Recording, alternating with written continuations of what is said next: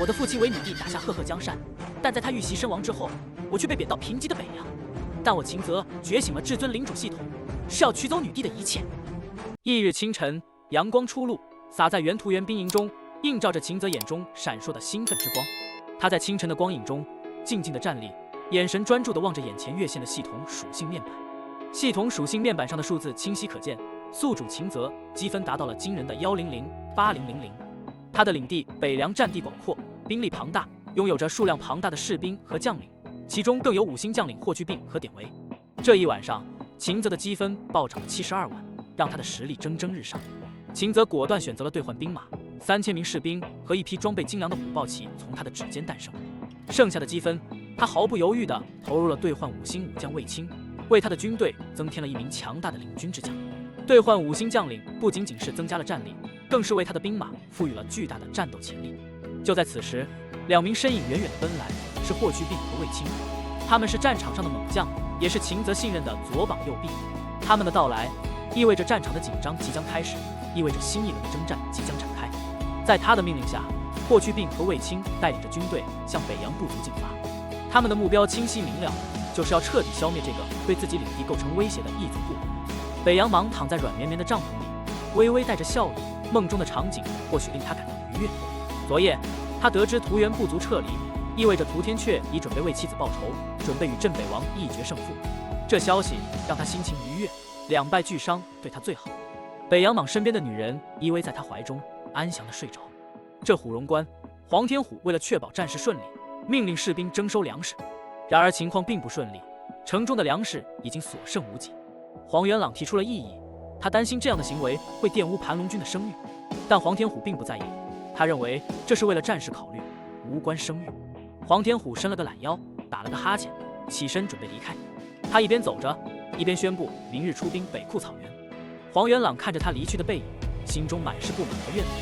他认为黄天虎虽然有些功劳，但如果不是他运气好，怎么可能成为将军？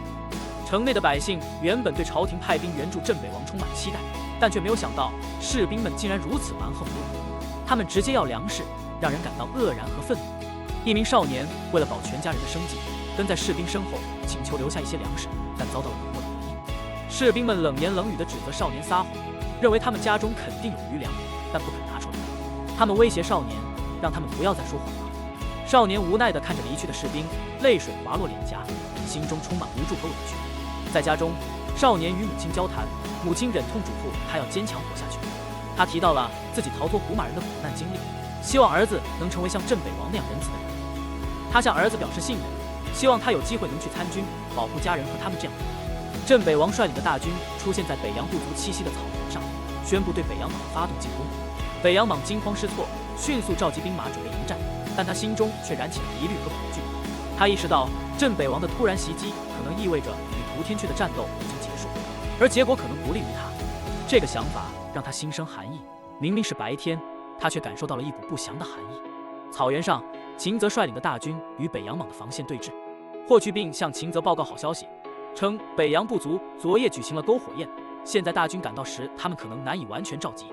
秦泽决定趁机打个措手不及。在北洋军营内部，北洋蟒冷静地计划着对策。他认为不需要主动出击，只要让秦泽知难而退就行了。他警惕地观察着秦泽的兵马，注意到他们中有不少重装骑兵，因此决定不分兵，而是整体防守。就在北洋蟒与将领们商议之时，一名士兵匆匆报告敌方距离已经很近，但北洋蟒并不着急，反而希望敌人尽快靠近，这样他们的攻击就会更猛烈，死得更快。然而突然间，天空变得灰暗，弓箭如雨倾泻而下，北洋军营陷入一片混乱。秦泽冷眼旁观，心中暗自欢喜。他计划让北洋蟒吃点苦。在战场前线，虎豹骑士们紧随秦泽命令射箭，北洋军营内的混乱迅速蔓延。北洋蟒觉得不妙，但已经来不及了。他看着敌方的攻势，只能无奈地等待着。在北洋军营后方，卫青率领的部队已经赶到，他欣喜地看着前方的混乱局面，感叹这样的战斗才真正爽快。北洋军营内迅疾而无情的弓箭雨如暴风般袭来，军营外的防线已被彻底摧毁。3万北洋蟒的弓箭手遭受着来自敌方的毁灭性打击，瞬间箭雨纷纷落下，弓箭手们毫无准备地被射杀，惨剧在转瞬间演绎。溃败的弓箭手们纷纷驱马逃离，但随之而来的是更多的死亡。随着虎豹骑的战力提升，他们的弓箭射程再度延长，逃窜的北洋军被一件又一件射下马来，尸骸横陈，惨叫声不绝于耳。军营内，北洋蟒原本信心满满，但此刻已然惊慌失措。他想象不到敌人竟能发射如此远程的弓箭，更难以理解其威力之大。这种情况超出了他的认知范围，他在心中嘀咕着：难道对面的敌人已经不再是人类？这种射程与威力简直超越了人类的能力范围，仿佛是神的使者降临一般。一名参将急匆匆地赶来报告战况，告知北洋蟒战线上已经死伤惨重，弓箭手们正在回撤，但敌人已开始追击。面对这种情况，参将建议全军出击进行死战，但北洋蟒深知，若是全军出击，将会落入敌人的射程范围，只能是一场送死。于是他下令撤军，决定放弃军营。前线，霍去病率领着弓箭手不断射击，将敌人压制在迷茫之中。秦泽和卫青则分别布置兵力，从两侧夹击敌军。弓箭手们发挥出色，箭雨倾泻而下，让北湖兵陷入绝境。北洋军的撤退被秦泽和卫青发现，他们迅速调整战术，让弓箭手们放箭射击溃逃的北洋军，而铁骑们则追击在后。被夹击的北洋军陷入前后夹击之中，无处可逃。在草坡上，卫青率领大军冲锋，与此同时，弓箭手们射出密集的箭雨。胡马兵被夹击，惨叫声此起彼伏，败势已成。北洋蟒眼见敌军来势汹汹，意识到敌人的目标绝非仅限于北洋部族，而是整个北部草原。屠杀东的警告如梦幻般在他脑海中回响，他终于明白了秦泽的野心。在草原的昏暗中，秋风呼啸，无数弓箭如雨般倾泻而下，穿透胡马兵的身体，箭簇锋利无比，无情地刺穿皮甲，撕裂血肉，有些甚至贯穿了身体。胡马兵纷纷倒下，有的中箭落马，有的身中数箭，仿佛成了刺猬一般。北洋蟒与手下将领拼命挡在大军中心，艰难抵挡着弓箭的攻击。尽管如此，在尚未开始正面交战前，就已经被射杀了6、7万人。参将焦急地指出局势危急，敌人已经展开长长的战线将他们围住。北洋蟒毫不犹豫地下令全军向西突围。他明白，只有逃出包围圈，才有生存的机会。在他心中，西侧是唯一的出路，即便这意味着投靠大渊部族。虎豹骑兵收缩包围圈，重甲骑兵迅速靠拢，弓箭手们毫不停歇地射击。北洋蟒的军队在火力下迅速减员。在夜幕降临之际，残骸遍布草原，北洋蟒终于率领残军冲入了西侧的包围网中。北洋蟒受伤满身鲜血，却毫不动摇地鼓舞士气，率领胡马兵冲向敌阵，试图撕开缺口。然而，他们面对的是强大无比的重甲骑兵，简直如同铁壁一般坚不可摧。在重甲骑兵的铁蹄下，胡马兵伤亡惨重，被迫后退。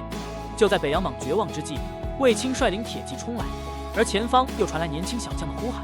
铁骑合围，胡马兵如困兽一般无路可逃。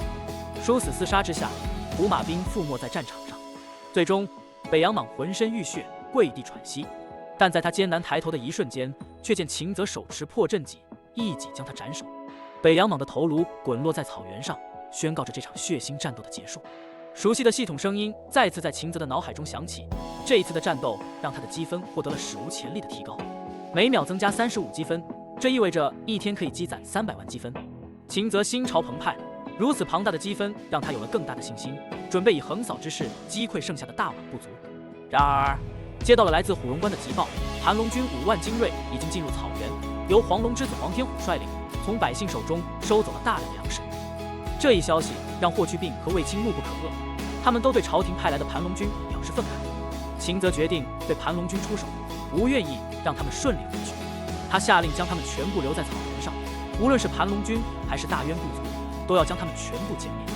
接着，秦泽听取了霍去病和卫青的意见，决定让卫青率领一支骑兵队先行一步，断绝盘龙军的粮食供应。随后，他准备利用系统商城兑换更多的兵马。次日清晨，盘龙军出关，前往草原深处。黄天虎和黄元朗谋划着如何对付秦泽，但当他们到达战场时，却看到了一片修罗地狱般的景象。胡元部族已经被灭，大片尸骸遍布草原。黄天虎和黄元朗惊恐地发现，前面似乎有兵马。黄元朗抬眼望去，只见前方迅速赶来一支兵马，他心头一紧，这支军队的出现意味着情势愈发严峻。黄天虎焦急地询问接下来该如何应对。黄元朗瞥了他一眼，心中暗叹，秦泽竟能灭掉胡元部族，这说明了他手中的兵马实力之强。尽管自己率领的盘龙军战力不俗，但面对秦泽这样的对手，局势变得极为不利。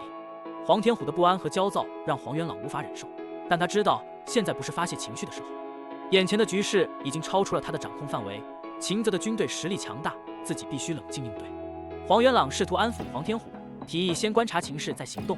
然而黄天虎却急不可耐，要求立即对抗秦泽。黄元朗只能无奈地咬牙切齿，意识到眼前的局势远比想象中复杂。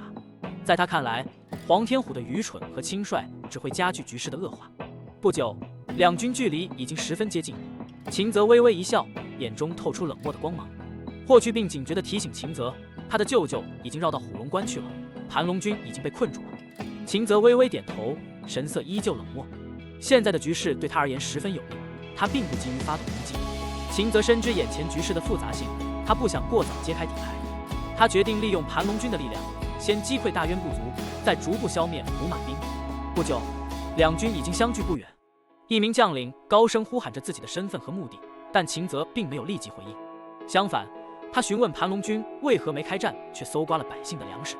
黄天虎傲慢地回答称，为了迅速抵达草原攻打胡马，他们需要大量的粮草。秦泽却不为所动，反问盘龙军的真实意图。黄元朗试图解释他们的来意，但被秦泽打断。秦泽明言，北库草原现在只剩下大渊部族，他命令盘龙军一同前去迎战。这番话让黄元朗和黄天虎震惊不已，他们急切地寻找出路。然而霍去病冷漠地提醒他们，只剩下大渊部族了，盘龙军必须迎战。面对这一现实，黄元朗和黄天虎只能茫然无措。他们知道自己已经无路可退。这一幕让秦泽心中感到满意，他知道现在掌握了局势的主动权。他不再犹豫，命令虎豹骑准备攻击。黄元朗心中狂跳，眼前的情景令他大惊失色。王爷竟然对着他们拉弓搭箭，他简直难以置信。黄天虎脸色涨红，怒声质问秦泽的意图，而秦泽冷冷的报数，毫不留情的威胁要将他们视为逃兵，这令黄元朗心中焦急万分。他深知秦泽军队的强大，不敢有丝毫怠慢。黄天虎大声呼喊士兵准备，但秦泽的目光却如冰一般冷漠。他不再多言，只是继续倒数。黄元朗意识到危险的临近，急忙下令掉头。弓箭射来的速度迅猛，尖锐的箭矢在空中呼啸，带着死亡的气息。黄天虎在箭雨中痛苦的嚎叫，他的膝盖中箭，剧痛难忍。黄元朗不顾一切的闪避，心中震惊又惶恐。秦泽的军队竟然能够如此精准的射击，让人不得不佩服他们的战斗力。黄元朗决定全军掉头，只想尽快脱离箭雨的威胁。黄天虎虽然受伤，但他仍然愤怒地威胁着要向秦泽报复。两军的对峙令人心惊胆战，生死存亡间如履薄冰。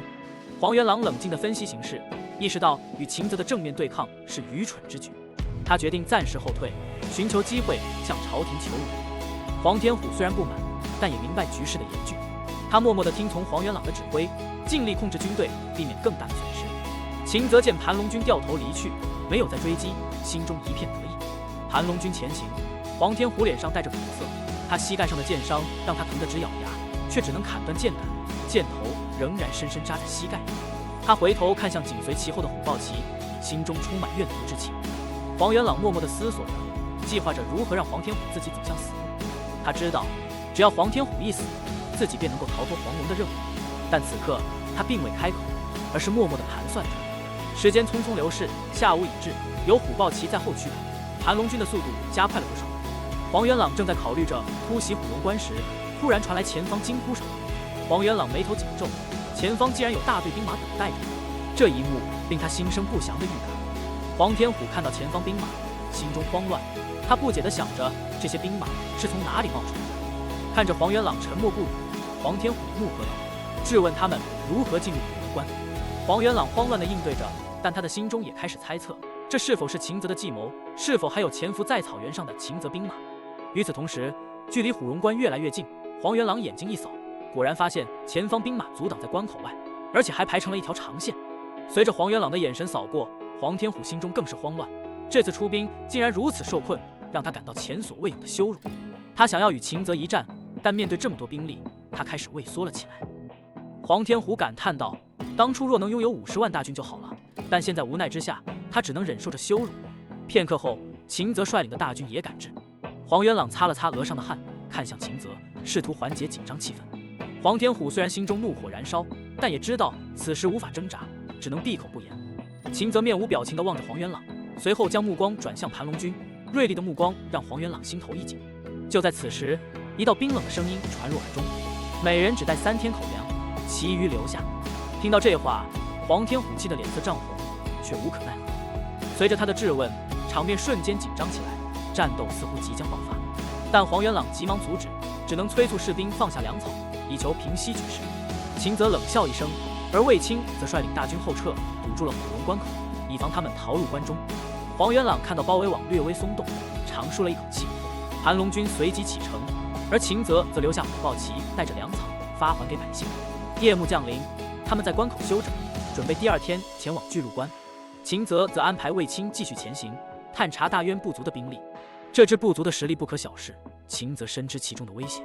夕阳西下，草原上一支大军疾驰而行，喧嚣的呼喝声不绝于耳。黄天虎骑在马上，怒气冲冲地咆哮着，对着天空骂娘，怨恨地责怪着秦泽的安排。黄元朗默默地沉思着，他的脸上一片冷漠。黄天虎看着他的表情，心中也愈发不耐烦，瞪着眼喊道，要求立即反击。黄元朗沉着脸没有回答，只是轻轻摸了摸鼻子，心中明白自己的判断失误。黄元朗继续思索着，他意识到即使在这种困境下，他们也有其他的出路。他们不一定非要与大渊部族交战，而是可以尝试与其签订休战协议。草原上除了大渊部族，已经没有其他对手了。如果能与大渊部族达成协议，那么他们就能在草原上获得一段喘息的时间。黄天虎闻言眉头一挑，表示怀疑。黄元朗解释道，大渊部族若能独霸草原，就不再需要与其他部族开战。目前的战局已经趋于稳定，北湖已经被灭2家，只剩1家残余，已经不再构成大秦的威胁。此时唯一需要留意的是秦泽，他有着剿灭所有胡马的疯狂野心。但大前朝廷不会允许这样的行动，因为北凉需要有异族存在，而秦泽的野心会给大前带来麻烦。经过1夜的休整，秦泽率领大军离开虎龙关。下午，巨鹿关外几道身影飞驰而来，原来是屠杀东一行人。屠杀东匆忙赶来报告屠渊部族的灭亡。茶元真听闻此事后，表现出了震惊和忧虑。他意识到秦泽的野心和实力，决定做好准备。他向屠杀东表示欢迎，并邀请他留下来成为自己的军师，一同制定对策。茶元真展示了自己的实力和兵马，以及从屠渊国购置的坚固盾牌，展现了他对抗秦泽的信心。屠杀东被这些展示所震撼，对未来的局势充满了信心。他们一致认为，有了这样的兵马和装备，他们有能力击败秦泽，守卫自己的领地。茶元真更是信心满满，表示秦泽若来，必将成为他的埋骨之地。茶元真笑了笑，向众人宣称自己的雄心壮志。他要的不仅仅是秦泽，而是整个大前国土。对他来说，秦泽只是一个踏脚石而已。他计划解决秦泽之后，统御整个草原，正式称王，并举行开国大典。这番话充满了豪气，茶元真心潮澎湃，眼中充满了遐想。屠杀东赞同茶元真的计划，认同他的理念。他感叹着之前对北湖的担忧，但现在终于能睡个好觉了。茶元真听了后大笑着下令，要求士兵立即传达命令，凡是有大前兵马前来，直接杀过去，不论多少人，让他的军师能够睡个安稳觉。士兵们领命而去。屠杀东表达了对茶元真的感激之情，并表示将来必定鞠躬尽瘁，死而后已，为他追随到底。茶元真鼓舞士气，希望与屠杀东共同创造辉煌事业，留下千古美名。2天后，在草原上，秦泽率领着大军缓慢前行，后面跟随着大量的马匹，这些都是之前从2个部族中得到的。秦泽打开系统属性面板，查看着自己的兵力情况，已经积累了大量的积分，可以兑换更多的兵力。然而，他并不急于兑换，因为目前的兵力已经足够应对局势，剿灭最后一个大渊部族只是时间问题。在巨鹿关外，黄天虎抱怨着膝盖的疼痛，心中焦急不安。黄元朗决定先派士兵去谈判，希望能够顺利通过巨鹿关。但士兵回来报告大渊部族已经占领关口，黄元朗心中一沉，局势十分危急。茶元真听闻谈判的消息，冷笑道：“又在耍花招，杀了北湖这么多人，现在却来谈判，简直可笑。我们的兵力强大，根本不需要听信他们的话，直接杀过去。”他毫不犹豫地下令，士兵们兴奋地应命而去。草原上，黄元朗焦急地等待着消息，士兵们急匆匆地回来报告大胡马军即将杀至。黄天虎下令冲出去，他相信盘龙军的精锐能够取胜。在战场上，黄天虎振臂高呼：“杀！全歼胡马，与我扬名天下！”盘龙军士兵们齐声呐喊，气势汹汹地冲向敌军。两军在战场上对峙，气氛紧张。胡马将领百余昂怒气冲天，高举巨刀，咆哮着对着远处的黄天虎发起了挑衅。黄天虎同样怒火中烧，手握大刀，对百余昂怒斥反击。两人言辞激烈，彼此不肯示弱。百越昂更是不屑一顾，要求黄天虎报出自己的名号，否则就不止一杀。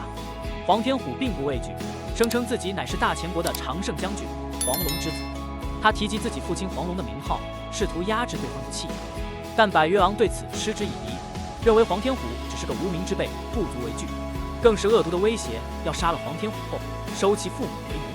这番言语刺激了黄天虎，他怒不可遏，决心与之决一死战。战场上，双方士兵鼓噪着，气势汹汹，仿佛随时要爆发出激烈的厮杀。查元真和屠杀东则在旁观察战局，分析敌我形势。他们认为秦泽的大军还未出现，因此决定在此地与之交战，等待最佳时机。在战场另一侧，卫青冷眼旁观，认为战斗越激烈越好，同时派遣士兵传达战况给主公。他细心观察着战场上的每一个细节，包括胡马兵的战术和盘龙军的表现。战斗开始，双方厮杀正酣，黄天虎被士兵护卫在后方，不断督战，而黄元朗心中却清楚自己所在的盘龙军势单力薄，而胡马军却在不断增援。他感到绝望，决定挺身而出，与敌人拼死一搏。当黄元朗与百越昂正面交锋时，气氛凝重，两人挥刀砍向对方，刀光剑影交错，火花四溅。百越昂速度极快，但黄元朗更胜一筹，狠辣的攻势让百越昂身处险境。在一瞬间，黄元朗的刀砍中了百越昂的脖颈，鲜血飞溅，百越昂无力的倒地。黄元朗毫不留情，立刻斩下对方的人头。黄天虎见状大喜，不断叫好，而黄元朗冷酷无情，将人头提起，策马向黄天虎冲去。就在这时，黄元朗突然对着黄天虎挥刀，狠狠一击，将他斩杀。场面一时间骇然，士兵们惊呼失声，不明白黄元朗为何要杀自己。黄元朗却不理会他们，冷漠地离开战场，心中只有一个念头：生存。他决定不惜一切代价生存下去，即便是投效秦泽，也在所不惜。狂风呼啸，带着战场的残酷混乱声声。黄元朗心头只有一个信念，那就是活着离开这场混乱。在两军对峙的关键时刻，黄天虎却被自己的副手黄元朗所杀，这种背叛令人震惊。然而此时此刻，所有人都只能顾及生死存亡，没有时间去思考太多。盘龙军的防线在厮杀声中节节败退，胡马大军的数量优势逐渐显现。在这片苍茫的草原上，悲壮的厮杀氛围弥漫着。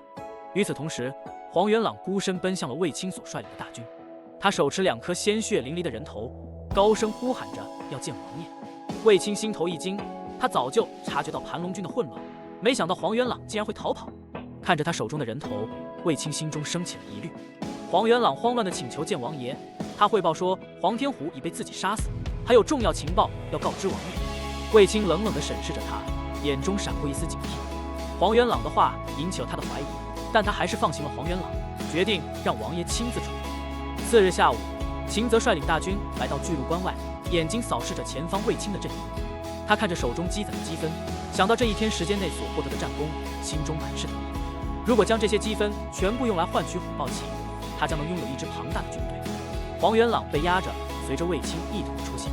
秦泽已经得知了黄元朗杀了黄天虎的消息，对他的忠诚心存疑虑。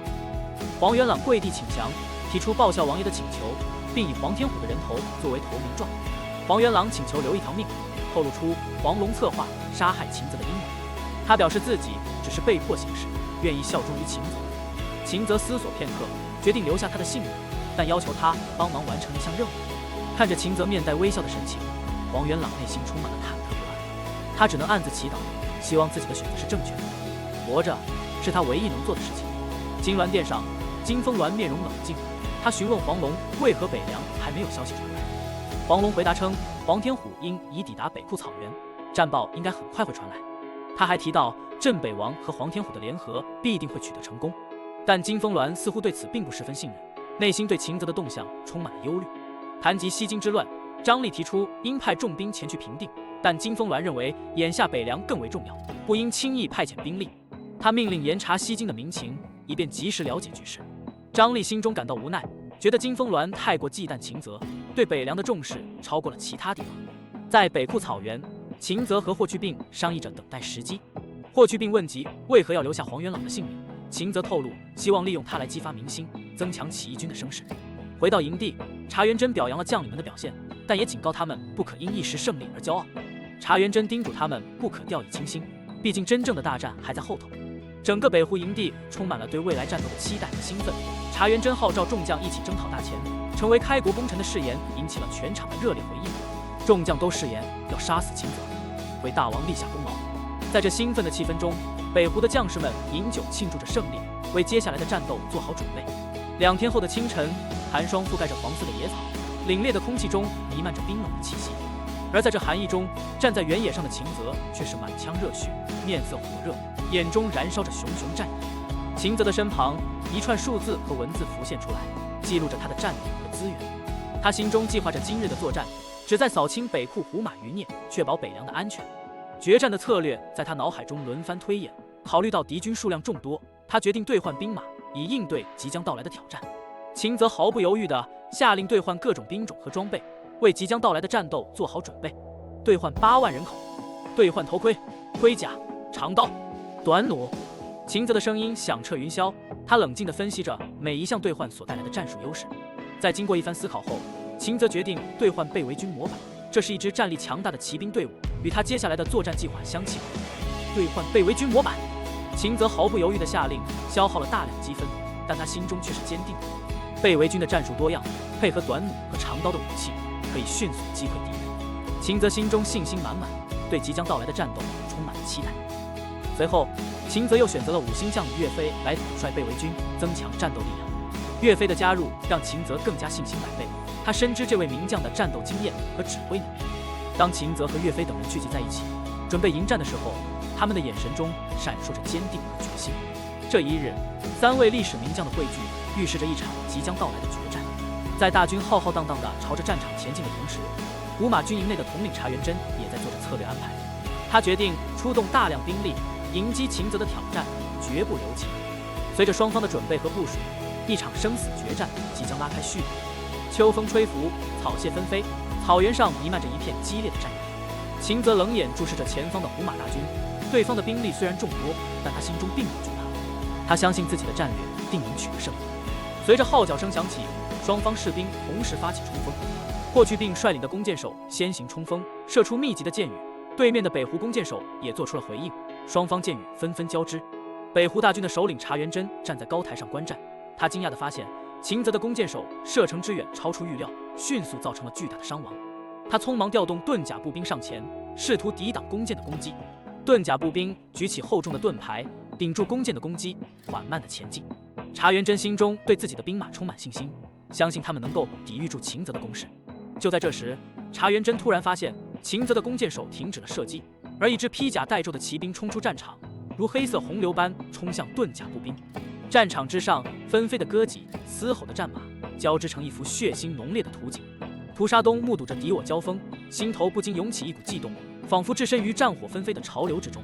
秦泽麾下的重甲骑兵如同钢铁巨兽一般，冲破了敌阵的盾甲兵，以无与伦比的威势压制着敌军。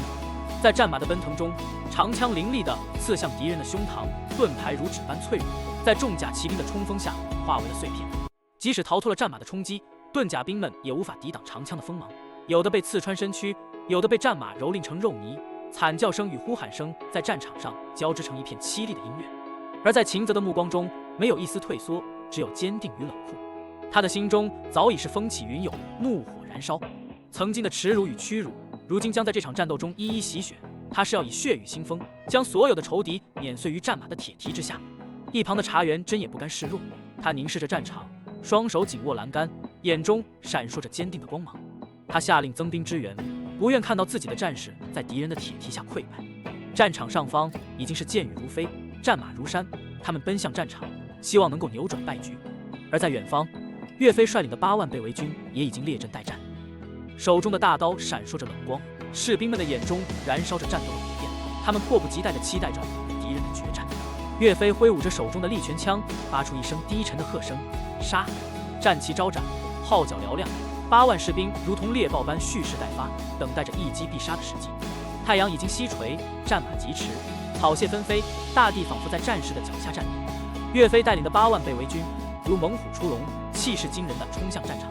他们的步伐有序而坚定，刀枪兵戈在阳光下闪耀，战马的嘶鸣声响彻云霄，仿佛是在奏响死亡的乐章。弩箭飞射，长刀挥舞，被围军展现出他们的战斗技巧。先以远程射击削弱敌军，再以近身厮杀歼灭他们。被围军的士气高涨，他们凶悍而果断，一往无前，所向披靡。在一场激烈的战斗中，一支胡马兵小队冲向了被围军，他们振臂高呼，气势汹汹地冲向敌阵。然而在弩箭的射击下，他们的队形开始混乱，命悬一线。岳飞挺枪而出，他的眼中闪烁着冷酷的光芒，他毫不畏惧地迎击着敌人。一名胡马头领挥舞着刀冲向岳飞，但在岳飞凌厉的枪法下，他的刀被击断，头领的身影在岳飞的长枪下倒地。另一边，查正哲和查修朗率领着部队冲向岳飞，但却遭到了霍去病的狙击，一箭射穿了查修朗的脸颊，令他惨叫连连。查正哲见状，怒火中烧，挺戟冲向霍去病，却被霍去病一枪打断了长戟。在另一处战场上，卫青带领着重甲骑兵勇猛无畏，他们的长枪如同铁棒一般，在敌人中间横冲直撞。胡马兵们纷纷后退，卫青的威名震慑着整个战场。被围军的弩箭和长刀配合得天衣无缝，使得胡马兵们节节败退，伤亡惨重。查元贞意识到局势已不利，下令撤退。查元贞的命令迅速传达到了战场上。经过数个时辰的激战，胡马兵们不仅伤亡惨重，如今已经是疲惫不堪。高强度的战斗初时或许能激发士气，但随着时间推移，疲劳渐积，使得战士们的力量消失殆尽。更糟糕的是，他们面对的敌人根本不在同一档次上，甚至连有效的反击都无法发动。一名胡马小兵望着前方的敌军，眼中满是绝望和无力。他身上沾满同伴的鲜血，却不是来自敌人的创伤，而是他们的同袍。在之前的战斗中，他小心避开了重装骑兵，却被一队轻骑兵追上，同伴纷纷倒下，他们无法躲避来自弩箭的攻击。这些短小的箭矢尽管不起眼，但锋利异常，一旦射中，不仅难以取出，还会不断流血，带来难以忍受的剧痛。身体被剧痛侵袭，他们几乎连手中的武器都难以举起。随着撤退命令的传来，他们终于看到了一线生机。作为胡马的勇士，撤退对他们来说几乎是不可接受的，但此刻他们渴望离开战场。地面上满是尸体，血水汇成了血泊，肢体残缺，头颅飞溅，无数的尸体布满了整个战场。草地被鲜血浸透，变得阴森恐怖。风带来了浓郁的血腥气息，抹去了他们的战意，让生存的希望变得渺茫。一声撤退的号令让他们重新燃起了希望，他们拉动缰绳，策马奔逃，不停地呼喊着撤退的口号。在恐惧和绝望中，他们挣扎着逃离这场修罗般的战场。然而，追击的箭雨却如同天罡星落，势不可挡。霍去病一声令下，弓箭手们如同鬼魅般展开了攻击，箭矢如雨般倾泻而下，弓弦震动，箭矢呼啸而至，每一根箭都是死亡的使者，让胡马兵们心生恐惧。虎豹骑和被围军士兵们挥舞着手中的兵刃，无畏弓箭，展现出顽强的战斗意志。大片的胡马兵倒在了血泊中，尸体堆积如山，厮杀声和金戈交鸣声响彻天地。追击之势毫不停歇，仿佛是地狱的使者在驱赶着他们。天色已晚，草原笼罩在昏暗之中，号角声渐息，战场渐趋平静。秦泽眼望着远方，凝重地说：“今日暂且止戈，明日再战。”岳飞等人纷纷点头应是。夜幕降临，北湖军营中的篝火熊熊燃烧。然而，查元贞的脸色却苍白如纸，心中的恐惧无法掩饰。一名将领跪在地上，向他汇报战况。将领颤抖着声音说：“大王，据不完全统计，今日5万盾甲兵全军覆没，弓箭手也损失惨重。”查元贞沉默了片刻，随即问道：“秦泽损失了多少人？”将领支吾着回答：“追击太猛，没有统计。”他颤抖着说：“大约有1000人吧。”查元贞勃然大怒：“1000人？我军损失如此惨重，怎可能只杀了1000人？”他愤怒地质问着众将，而众将只能低头不语。查元贞眉头紧锁，目光中充满了愤怒和无奈。这场惨败让他们深感绝望，原本高昂的斗志烟消云散。他们曾豪言壮志，想要一举歼灭秦泽，却不料反被对方打得落花流水。在战场上，沉默笼罩着，将领们面面相觑，气氛凝重。一位将领终于打破了寂静，哀叹着指出了现实的残酷：“大王，我们的勇猛并非不足，但对手实在太强大了。”他的话语中透露出对敌人战斗力的惊叹与无奈。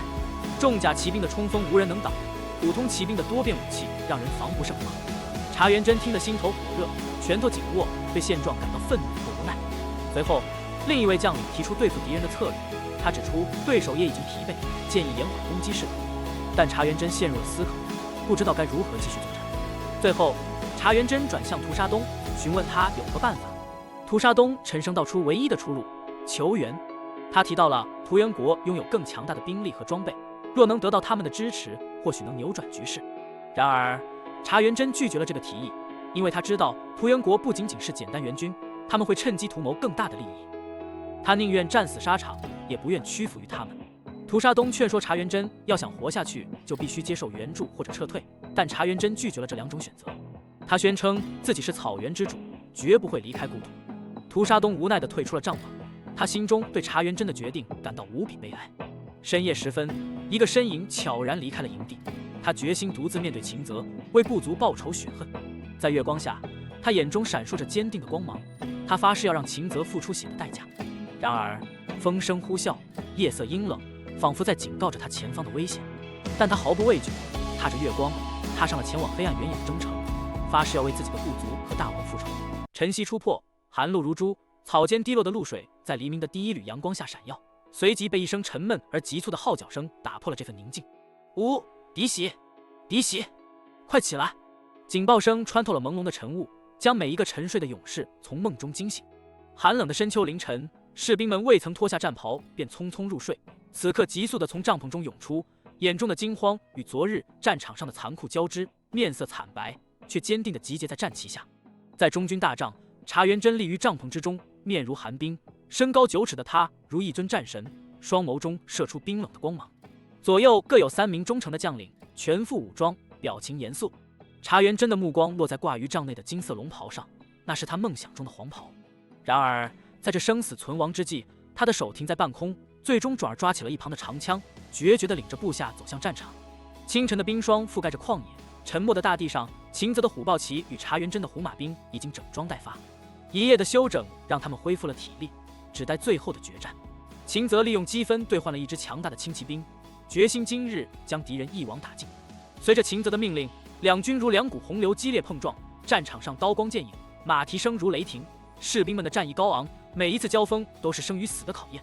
箭雨如注，长矛穿透，战马嘶鸣，勇士们在血与火的洗礼中奋勇杀敌，每一滴血液都在诉说着荣耀与悲壮。茶元真在战场上如入无人之境，他的长枪所向披靡，但随着战斗的进行，他发现自己的兵力正在迅速减少，心中不由生出一股悲凉。在这生死关头，他高声呼喊，即使是死，也要敌人付出代价。而在战场的另一端，秦泽冷静地指挥着部队。当他与茶元真对峙时，2年前的种种恩怨浮现心头。秦泽毫不畏惧地宣布，今日便是2人恩怨的终结之日。随着茶元真的冲锋，战场上爆发出了更为激烈的战斗。秦泽的3位亲信将领岳飞、霍去病、卫青各展神威，与茶元真的残兵悍将交锋，疾风如刃，马蹄疾如闪电。战场上，茶元真如同一头愤怒的狮子，在人海中横冲直撞。他手持长枪，每一次挥舞都带起风雷之势，士兵们如麦秆般倒在他的铁蹄之下。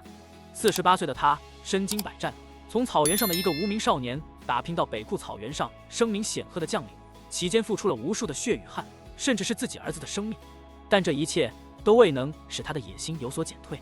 2年前赤焰军解散后，他更是如同得到了重生般，招兵买马，锐不可当。1个月前的屠城令他的名声大噪，但也将他推上了与大前决战的风口浪尖。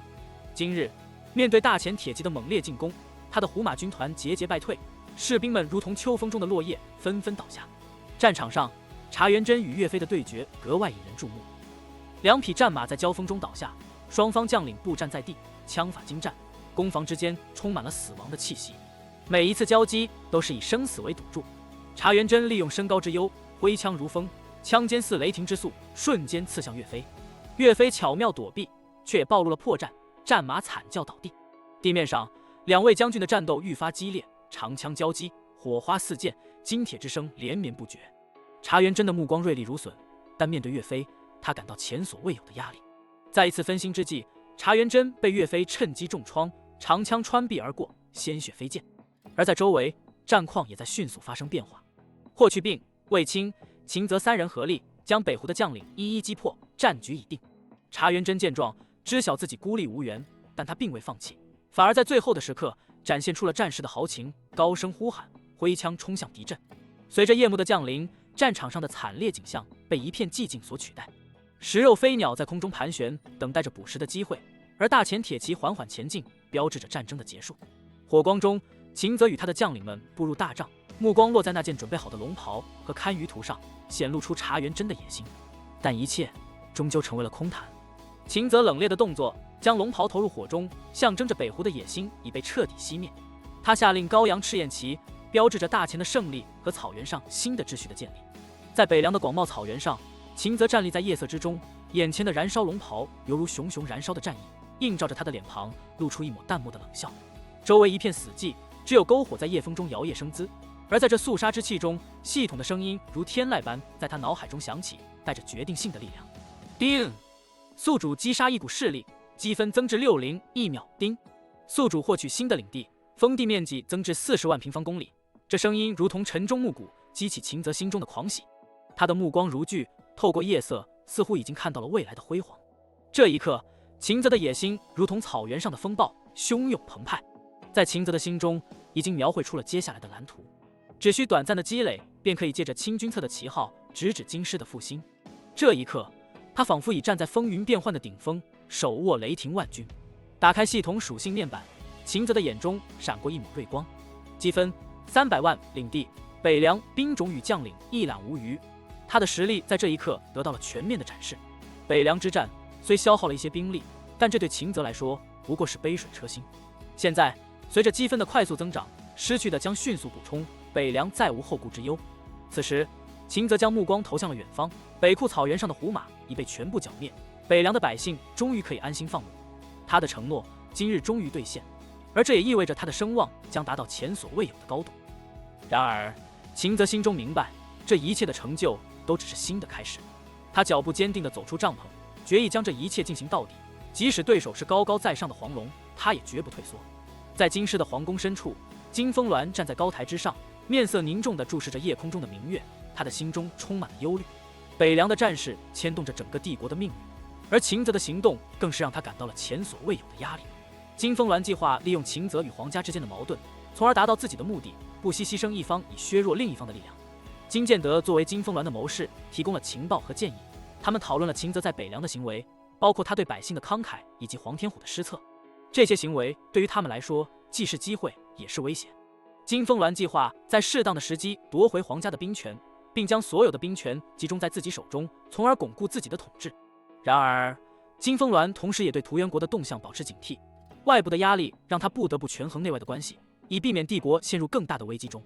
他深知秦泽的存在是一个变数，必须尽快解决，但也不能轻举妄动，以免引起更大的动荡。在朝日城，一座曾经边远却因战火摇身一变为前线小城的地方，生活的艰难和战乱的阴霾笼罩着每一个人。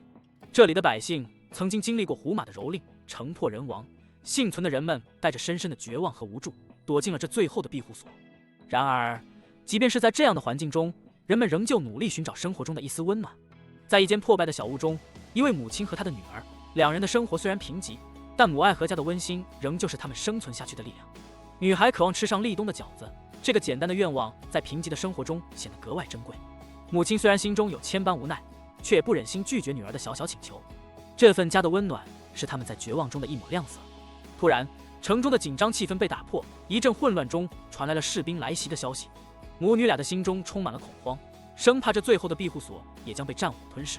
但随后，欢呼声划破了空气，人们的脸上绽放出了久违的光彩。原来是救援的军队到来，带来了久违的安全和希望。年轻的将军秦泽站在众人面前，他的话语中充满了力量和承诺，承诺保护每一个人，不让他们再受到战乱的伤害。他的话语如同春风，吹散了人们心中的阴霾，带来了新的希望和生机。他承诺的不仅是安全，更是一个温暖和充满希望的未来。母亲听到这番话语，眼中不禁泛起了泪光。她紧紧抱住女儿，心中充满了感激和希望。她告诉女儿，明天他们将能够回到真正的家中，不再是流浪和恐惧的日子。周围的百姓们也被秦泽的话语所感动，纷纷跪拜，表达他们的感激和敬仰。秦泽站在高台上，下方跪拜着的百姓们抬头注视着他。他的声音响彻云霄，讲述着胡马在边关的暴行，如何使得无数百姓家破人亡。他的话语充满了力量，随着他讲述胡马的残暴，百姓们的眼中闪烁着愤怒的火花，他们的情绪被激发，纷纷高呼王爷英勇。秦泽继续讲述他的战绩，如何在没有朝廷援军的情况下，与将士们共同将胡马斩杀，保护了边疆的安宁。他的话语中透露出对将士们的哀悼和对胡马的憎恨，同时也透露出对朝廷晚来的援军的不满。随后，秦泽的话题突然转向，提到了盘龙军及其主将黄天虎，使得在场的百姓感到困惑。在秦泽的指挥下，霍去病带出了被关押的黄元朗。黄元朗此刻心中震惊，看着秦泽手下的兵力，他感到了深深的恐惧。秦泽揭露了黄天虎及其盘龙军的真实目的，并非是为了援助他剿灭胡马，而是有着更深的阴谋。秦泽的言语中充满了讽刺和愤怒，揭示了黄天虎收走百姓粮食的举动。这一发现让在场的百姓愤怒不已。当秦泽质问黄元朗盘龙军的真正目的时，黄元朗在众目睽睽之下，紧张而恐惧地揭露了黄天虎的阴谋，杀害秦泽，铲除异己。这一消息震惊了在场的所有人，百姓们的愤怒达到了沸点。就在这时，一个同志的声音打破了沉默，一名小女孩的无知言论却在无形中表达了对正义的渴望。这触动了人群的情绪，他们的怒气如同火山爆发，纷纷谴责黄龙的举动。他们的言语充满了对黄龙的憎恶和对秦泽的支持。杀了这小人！在一片寂静的夜空下，一声怒吼如雷霆爆发，瞬间划破夜幕的宁静。这声音迅速蔓延开来，如同狂风掠过平原，引起一阵比一阵更猛烈的回应。守护的勇士们外出浴血奋战，却有奸佞暗中伺机而动，心怀不轨。如果那位高贵的王爷真的倒在这些小人之手，谁又能守护自己？依靠那若即若离的幸运，还是沉浸于无尽的绝望中等待？怒火在心中燃烧，无法被平息。黄元朗站在人群中，看着那些激动澎湃的面孔，感受到自己的呼吸越来越急促，心跳也随之加速。如果这是京城，如果这些是京城的百姓，他毫不怀疑，他们会冲破一切障碍，甚至可能引发一场民变。在这一刻，黄元朗深刻地意识到，他之所以没有被杀，而是活着回到北凉，是因为秦泽需要的从来不是他，而是这些充满怒火的百姓。这一切很快就会传遍整个北凉，甚至传到大前的每一个角落。秦泽的声音再次响起，宣布着他和他的家族一生都致力于保护大前的百姓。在他的言辞中，奸臣的存在被揭露，民众的怒火被点燃，一声声呼喊响彻云霄，杀！声震天际，愤怒的人群渴望将那奸臣黄龙挫骨扬灰。黄龙在他豪华的府邸中情绪低落，他的丫鬟因手滑打碎了茶杯，遭到了他的严厉斥责。他的妻子试图安抚他，提醒他今天是立冬，但黄龙心中的不快并未因此消散。他抱怨着自己的儿子们被派往远方，感叹着家庭的分崩离析，同时对秦泽的命运和自己在朝中的地位深感不安。就在黄龙心中纠结不已之时，管家急匆匆地送来了一封信。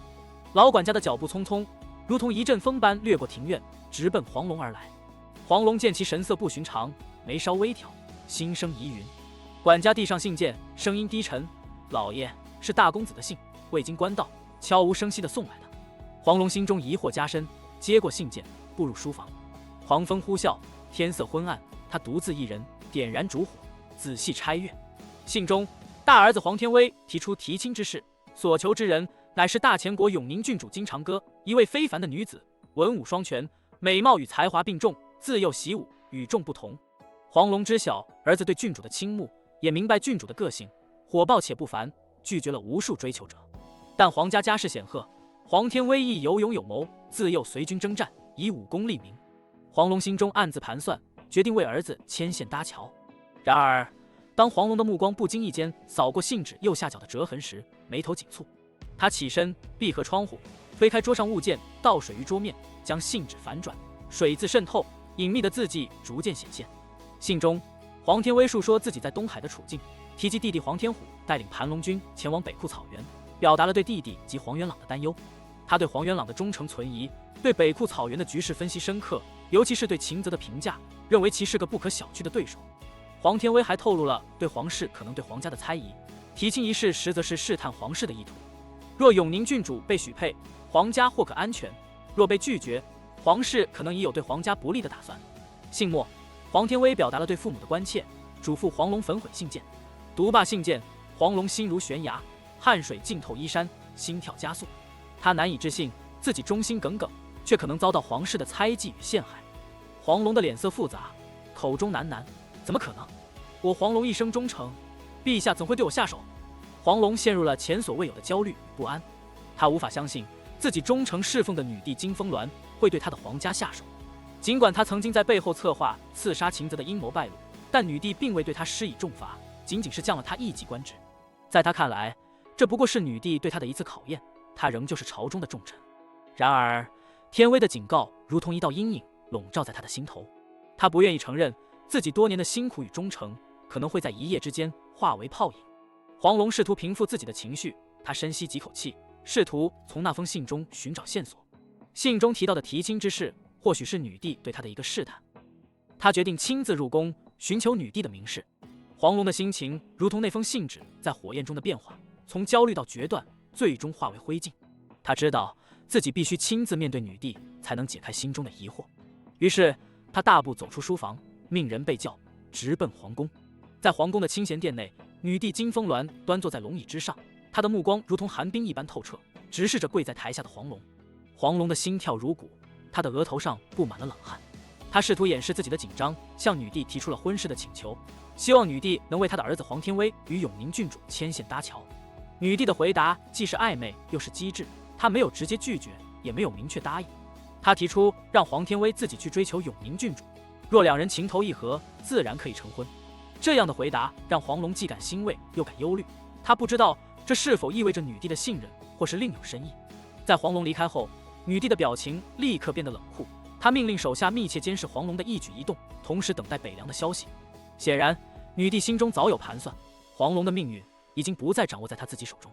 黄龙走出皇宫，心中的阴霾似乎一扫而空，他对未来充满了希望。然而，他并不知道，女帝金风鸾的心思远比他想象的要深沉与复杂。在大前帝国的权力游戏中，每一个人都可能是棋子，也可能是棋手。在庆王府的一间房中，气氛紧张而又微妙。房间内，一位名为晴儿的娇小少女正小心翼翼地为她的主子永宁郡主金长歌缠绕着胸前的布条。布条紧绷，隐藏着金长歌的秘密。她的胸前实际上是雄伟壮观的肌肉线条，而非女子柔弱的曲线。金长歌的面容俊美无双，即便是在微微泛红的脸颊下，也难掩她的英气。她的身份不仅仅是一位郡主，更是一位心怀天下的侠女。晴儿在她的指导下，终于将布条缠绕的既紧致又舒适。金长歌这才满意的点了点头。穿着男装的金长歌面对镜子，自信地点评自己的装扮。晴儿则忧心忡忡地询问他是否真的要前往西京，那里局势动荡不安。金长歌坚定地表示，正因为西京不太平，他才必须前往。他认为，作为王侯将相之后，有责任保卫国家的领土和人民的安全。突然，门外传来一声冷哼，庆王府的主人金长歌的父亲庆王怒气冲冲地走了进来。他对女儿的男装表示愤怒，责问他忘记了自己的身份。金长歌则冷静地回应，他的行动是为了大前国的未来。庆王和金长歌之间的对话激烈而直接，金长歌坚持要去西京，而庆王则认为现在不是时候。他们讨论了西京的局势，以及秦泽将军对抗胡马之乱的能力。金长歌对秦泽充满信心，相信他能够平定北凉的动乱，而庆王则对此表示怀疑。最终，庆王提出了一个条件，如果秦泽能够剿灭胡马，金长歌就可以去西京。这让金长歌陷入了沉默，他知道自己无法立即反驳。金长歌愤怒而又无奈，他的心中充满了对父亲的不满。立冬之际，朝日城的清君侧宣言如同一颗石子投入湖泊，激起了波澜壮阔的波浪。消息迅速传遍北凉，在由千骑营的快马加鞭传回京师。北凉的百姓们欢喜于胡马中被清剿，他们的日子终于可以安宁。然而，这份喜悦之下，却隐藏着对朝廷奸臣的滔天怒火。在北凉，残存的匪寇们惶恐不安，他们知道镇北王秦泽的铁血手段，曾经的据北川山匪就是血淋淋的前车之鉴。消息传来，秦泽去了北库草原，匪寇们暗自松了口气，甚至有人诅咒他永远不要回来。但当朝日城的消息传出，秦泽不仅活着回来，还剿灭了所有胡马，匪寇们的心沉入谷底。在这样的背景下，某座山寨外，100余名匪寇聚集，每个人都背着包袱，准备离开这个曾经让他们既富有又恐惧的地方。为首的7尺大汉猪八宣布了决定，不再当匪，而是要找个正经营生。他鼓励众人今后各安天命，好好活着。众匪寇议论纷纷，有人提议去投靠秦泽，有人决定回家种地，有人打算去北库草原牧马。猪八听着众人的计划，心中不由得感慨万千。他曾是一名教书先生，因为生活所迫才走上了绿林之路。现在北凉的生活有了改善，他希望众人都能找到新的出路。猪八带头下山，感受着山间的清新空气和晴朗的天空，心情舒畅。他深知这是一个新的开始，一个远离过去迎接新生活的开始。与此同时，在京师的御书房内，金风鸾和金建德面色凝重。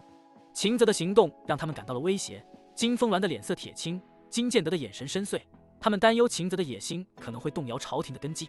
金建德甚至直言，秦泽可能有造反之心。凛冽的北风乍起，仿佛在预兆着风波即将而来。就在这战栗的立冬时节，千骑营的暗卫如同不知疲倦的鹰隼，飞速自北凉捎回消息，直递到金建德的案前。金建德获悉消息后，立刻向皇宫赶去，将盛大的胜利捷报与未知的惊变呈递给了金风鸾。袍袖拂过悬挂的玉珏，金风鸾面色铁青，额上那一片少女般的细腻肌肤，如今掩不住冲霄的愤怒，眼神如同冰凌锐剑，寒光逼人。他的双手不自主地紧握，指甲尖利如刀刃，深深嵌入掌心，隐隐欲破而出。那根植于骨血里的霸气，因为秦泽的逆天之举，而有如狂风暴雨般释放。金风鸾炸雷般的咆哮贯穿全殿，随着愤怒的质问，金建德只能低声回应，其身上沾染的墨香气息似乎在此刻变得沉重。桌案上凌乱的奏折在金风鸾的掌风中飞舞，如同他心中烈焰一般沸腾，紧接着狠狠拍在金建德的脸上，嫣红的手印仿佛印证了皇权的愤怒。他急速追问胡马兵的数量与秦泽如何能有此成就，金建德的回应却充斥着不确定性。金风鸾怒声反问，嘲笑与怨怼之情在言辞里蔓延开来。两人的对谈中，金风鸾随即下了决断，绝不允许秦泽踏入京师。他断然指示对黄龙家族下达满门抄斩之令，他坚决的姿态如冰川绝壁，不容一丝裂痕。与此同时，他还要将黄龙的行动变成对秦泽暗杀的机会，事无巨细，一网打尽。在这个计划中，金建德将千骑营的精锐作为利刃，暗地里以黄龙党羽为名，对皇室眼中的钉子秦泽发起致命一击。金风鸾的容颜在宫廷的灯光下愈显冷硬，更有西京边关的严峻形势压在心头。屠元国的影子让他皱起了眉头。西京的动荡向女帝展示了一个无尽的治理难题。金建德紧随其后，为女帝画出了一道退出的通路。他将西京比作鸡肋，指出若屠元国真的介入西京的政治，此地即将成为大钱的治理死地。他暗示，如果允许西京自行独立，反而能为大钱国与屠元国之间建立一道安全缓冲带。金风鸾闻言眯起了眼，权衡其中的利弊。西京的放弃在金建德口中成了除却烦恼的良策。金建德还补充道，达成一个与屠元国的默契，无乱无战，便是削减了国内外的一大忧患。女帝允准了他的计划，同时指示他明早的朝会上得压制可能回荡的反对声浪。而对于黄龙一案，金风鸾的指令更加明确，务必要在凌晨前将其束手就擒，确保胜利之后立刻宣判其罪名，并判其死罪。金建德迎命离去之际，还为女帝带来了能安抚情绪的香包，显示了他的忠诚。金风鸾略显诧异，却肯定了他的细心。金风鸾离开宫殿后，金建德在外头独自回味着方才的交锋，他迫不及待地怀着深藏的私欲与火热，回到了自己的府邸。在府中，金建德暗中玩弄着一场腐败的游戏，将权力的欲望与堕落的娱乐混为一谈。他将自己的野心化作肆虐的暴行，冲撞着那名意图取悦他的女子。他被迫模仿女帝的举止与说话方式，成了金建德疯狂欲望的牺牲品。金建德在施虐与乞求间游走，嘴角挂着残酷的笑容。他手中的藤条在空气中划出一道道阴冷的弧线，落在女子身上，引发出悲鸣与哭泣。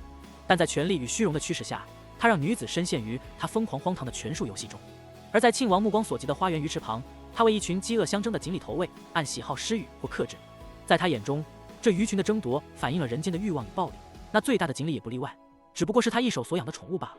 就在庆王自得其乐的投喂游戏中，他的乐趣被突如其来的声音打断，女儿金长歌的轻呼在空中搅动，回荡在寂静的花园之中。金长歌步伐轻盈，迎面走来，她那清秀脸庞上挂着淡淡的笑容，仿佛春日里初绽的花朵。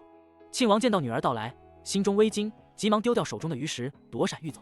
然而金长歌眉梢微挑，迈开步伐，一把拉住老王的手臂，带着几分戏谑问道：“父亲为何一见到他便转身欲走？”庆王急忙摸着脸，尴尬一笑，并未正面回答，声称只是想四处逛逛而已。金长歌不信其词，笑着质疑，指出庆王所创立的千机营虽然现在由其二哥接手，但信息传递怎会遗漏给父亲？庆王一脸无奈，声称自己远离了那些事物。于是金长歌笑意更甚，逗弄着庆王，提起了北凉的最新战报，故意吊着他的好奇心。庆王装出沉思，猜测是否秦泽又斩杀了胡马。金长歌笑容盈盈，指着庆王落空的猜测，分享了更加惊人的消息：秦泽已经彻底歼灭了北库草原所有胡马大军。庆王震惊脱口，难以置信地验证这条消息。金长歌肯定地向他保证，信息的确是真实的，自己亲耳从大哥处得知。庆王此时满是惊异和钦佩，对金长歌的妙语连珠，心中更加自得了起来。他揭露黄天虎背叛，带着盘龙军去北凉，却意欲行刺秦泽。庆王震怒，金长歌继而补充，这一切都是黄龙和胡马背后暗中勾结的结果。现在大哥正前往黄龙府邸将其擒拿。庆王听后陷入沉思，而金长歌继续道出秦泽欲要清除朝中异己的决定。庆王眼眸深沉，问及女儿对此事的看法。金长歌坦言，秦泽平日在战场为人民而战，却遭背后暗箭，自然难以忍受。他言下之意，若有人背后伤他，绝不会手软。庆王听后似笑非笑，他们之间的对话一波未平，一波又起。庆王似无意中提及秦泽可能不会就此退兵，这令在场的空气一度凝固，紧张的氛围让方圆几米内的树叶都仿佛颤抖起来。庆王轻轻地提出了秦泽可能不仅仅为了诛杀黄龙才带兵回京的猜想，而这让金长歌的反应出现了少许波动。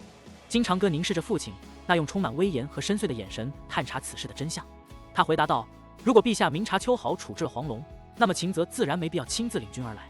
尽管京师与北凉地处遥远，但秦泽得知消息后必定会选择撤军。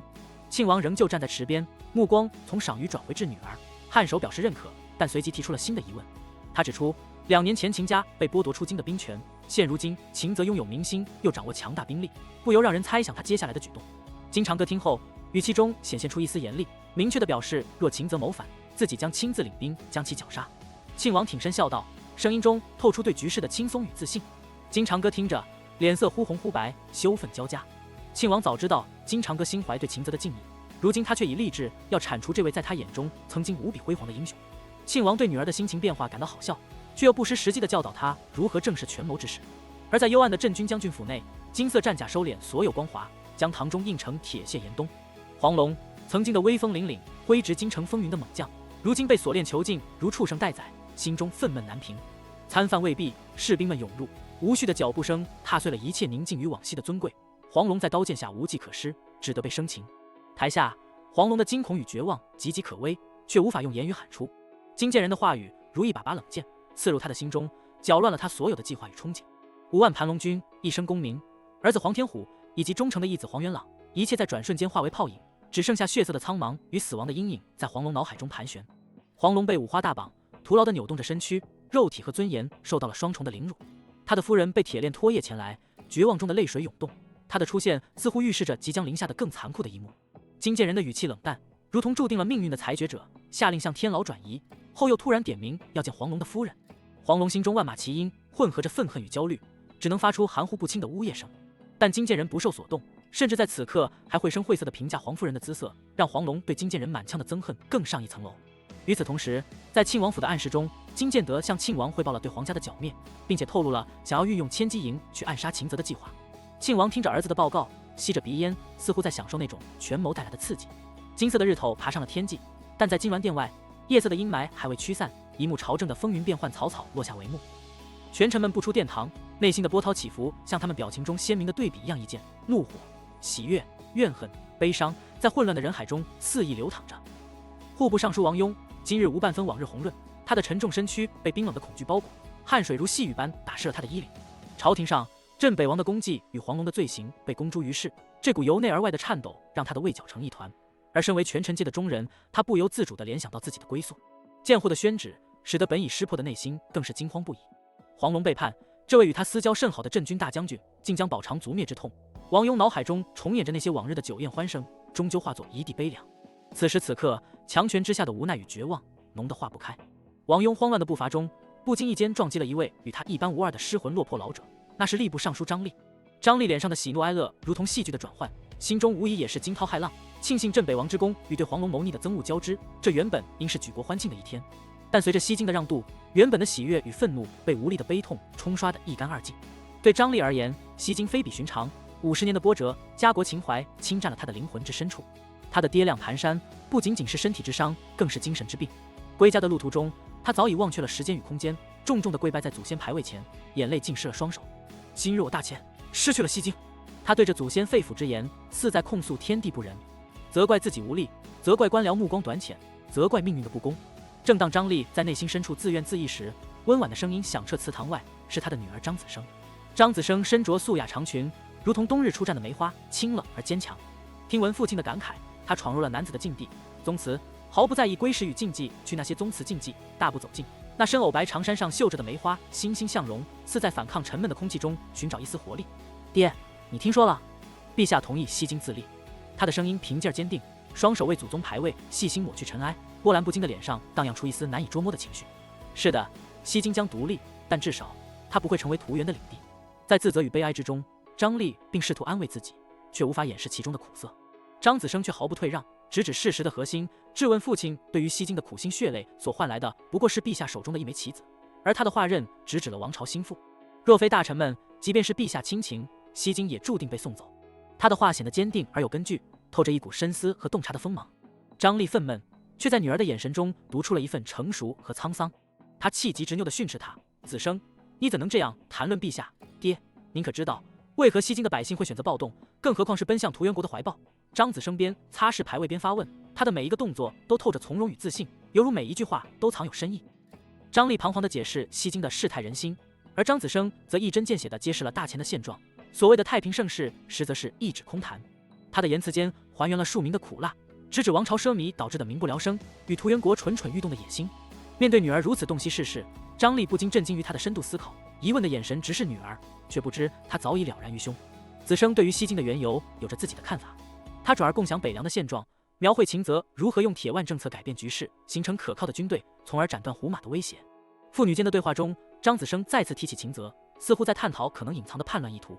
当张力对这番猜想声音高昂的反驳时，子生却以沉思的语气向父亲阐述那句古老谚语背后的真正含义。他利用这句暗语表示，若百姓归于仁慈之手，其下场将自有天意；若否，那他们的命运或将在谁手中断送，注定愁云惨雾。夜深了，张子生的话语似乎预示着某种结局，尽管模糊，却又充满了深邃的智慧，令张力的心神隐隐不宁。寒风乍起，张子生望向外面的夜空，似有千言万语要说，父亲则呆立在原地，心中满载沉甸甸的忖度与遐想。此情此景，是否在暗示着大前王朝的命运已如天边的星辰，虽璀璨，却也遥不可及，最终恐将黯然失色？在这个沉默的时刻，女儿继续开口，细声细语地提起家中的二哥张掖，一个在与父亲争吵后离家出走的少年。张力的呼吸顿时变得沉重，内心的波动仿佛被带回了那个久远的雷鸣语言。在瓢泼大雨和滚滚雷声中，他与二儿子张掖的争吵场面愈发清晰。那夜雨势如注，雷声四起，辽阔的天空中电光闪烁，仿佛裂纹在夜幕上急速蔓延。后院内，泥泞中的张掖满脸泪水，衣衫褴褛，双膝跪地，声音沙哑且充满愤怒：“爹，你这是愚忠！国家不再如从前，金家只顾权势。”张掖激动地质问父亲的忠诚，指责皇权的腐败，大哥在战场上的不明不白的死亡，身后却是金家无辜的积累功绩和财富。然而，张力无法接受儿子的指责，在不断加重的雷声之中，他愤怒地拿起鞭子，对着张掖的背部鞭下一疮再疮。女儿的哭喊和阻拦，小儿子的苦劝也未能阻止父亲手中的鞭子，他一遍又一遍地将怒火和忠诚的信念挥洒在张掖的身上，直到张掖血迹斑斑地倒在雨中，断断续续地呼吁忠诚的对象应该是百姓而不是权力者，张力才停下了手。但是那夜所有的怒喝和雷声都没有让他听进儿子的心声。自那日起，张掖就此失踪，让祠堂中只剩下了回忆和无尽的沉默。如今，在这个宁静的一刻，祠堂中的张子生获得了父亲的反思。他快步走向倒地的牌位，那是大哥张然的，他尽管如明般燃尽生命，依然没有赢得美名。女儿默默地整理着牌位，小心翼翼地擦拭着每一寸灰尘。张力的手颤抖着，从女儿手中接过手帕，开始细心地擦拭大哥的牌位，彷佛在用这个动作洗净自己心中的罪恶。即便牌位已经光洁如新，他却依旧不肯停手，擦拭着，仿佛弥补着过去对子女的理解不足。在牌位整齐摆放后，张力的视线从一个牌位游移到另一个，他看着那些承载了家族辉煌与悲壮历史的记忆，眼中的潮水似乎一泻千里，泪水在垂老的脸颊上无声地划过。幼子张健的牌位提醒着他，哪怕是埋在北凉的热血儿郎，也继承了家族对国家的忠诚和热爱。终究是爱和回忆，让这位厚重的父亲在时间洪流面前泪流满面。他告诉自己，早已逝去的儿子们，他们昔日的战友秦泽将军，如今已经消灭了那些凶狠的胡马，为大前的百姓揭开了一个平安的篇章。张力的鹰叶最终成了真挚的悔恨。伊尔说的对，大前如今真的在那些自私的手中堕落。他的哀痛也让站在一旁的张子生感到心疼，但他的面色仍然平静，轻柔地为父亲擦去了眼角的泪水。此刻，张子生再次开口，语气中自有一股淡然的力量：“未知鹿死谁手，这鹿，女儿觉得也该让秦泽来拿了。”这句话仿佛带给了张力一抹新的光明。他带着泪痕的老脸微微点头，现实中的复杂情愫在他们父女的眼神交流中愈发明朗。女儿平静地看着他，那双清澈的眼眸里仿佛有无边的智慧在涌动。为了避免无谓的血腥，为了大前百姓的安危，你必须给秦泽写信。寄信课题让张力满脸疑惑。张子生轻声指点，眼中流露出一抹锐利的光芒，仿佛是刀锋一般，有着拨开迷雾、直见事物本质的能力。他提议说：“告知已厉害，请他去西京。”这话一出，张力愣了一下，随即他的脸上泛起了犹豫和无奈，清晰地表达了他内心的挣扎。张子生则如同古泉涓涓，细致地将那复杂的局面一一道来。金风鸾居然下达了分裂国家的决定，西京将成为独立的实体。这一决策不可恢复，秦泽手中虽有兵权，却未必能收拾局面。此外，屠元国如饿狼般虎视眈眈，一切都指向即将到来的风暴。他若前去西京，岂不是自断手足？张力忧心忡忡地问道。然而，张子生的回答像是一股清流，不紧不慢，透彻而智慧，每一句话都像是精心安排的战术，展现了他对局势的深刻理解。此时，北凉广阔的土地，肆虐的风沙仿佛不惧任何挑战，催生了一场充满壮阔的行军盛景。秦泽身披战甲，他的气势如同暴风前的平静，危险而沉稳。整个队列在沙漠中缓缓前行，愈发显得无法阻挡。带着他们的是令人心悸的目标和坚定的决心。秦泽坐在篝火旁，身边是他的大军，他们正处在归途之中，向着京师进发，准备重回故土。秦泽的心中充满了坚定与决心，他已经从一个拥有仅仅800亲兵的将领，成长为一个能够轻易调动数万大军的指挥官。他的目标明确，将高高在上的女皇帝拉下皇位，为自己和他的士兵们寻求一片新天地。